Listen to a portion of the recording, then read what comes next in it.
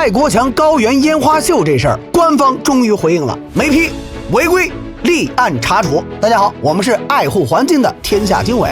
9月，蔡国强工作室跑到西藏江孜搞了个烟花秀，叫升龙。全场1050盆烟花，点了52秒，画面很震撼。问题是这事儿根本没走审批程序。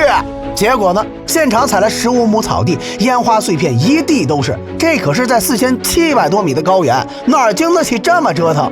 官方已经对蔡国强工作室立案查处，地方好几个干部被处理，连赞助的始祖鸟也被拉出来负责生态赔偿。说到底，不管你是搞艺术的还是搞营销的，高原不是你作秀的地方。关注我们，一起触摸历史，读懂未来。